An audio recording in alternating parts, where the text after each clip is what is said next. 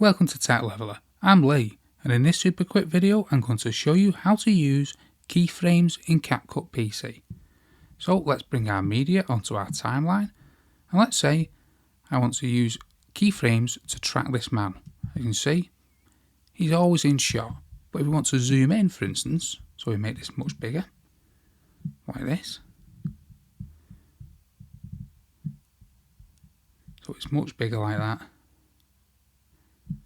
Now, quickly, the man will run out of shot. So let's play that. As you can see, he's about to run out of shot, and there he goes. What we can do, we can use keyframes to keep him in shot.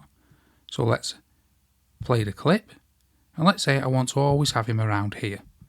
You'd need to highlight the clip, press position and size here, and add a keyframe. So you press that, then you play the clip on slightly, pause it, bring him back, and it should auto add a keyframe. You see it added a keyframe. We'll do that again. Let's play it on. Let's bring him back a bit further this time, and watch as I let go, the keyframe will pop up. There you go, see? Then let's play the clip on. Let's pause it, let's bring him back. Keyframe automatically added again.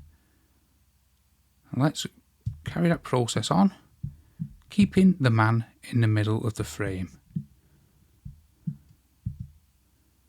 And let's let him run off the screen now. So let's see how we've used them keyframes. There you go, we now start tracking him using keyframes.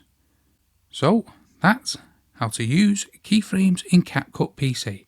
I hope you found that video helpful. If you did, smash the like, smash the subscribe, and thank you for watching.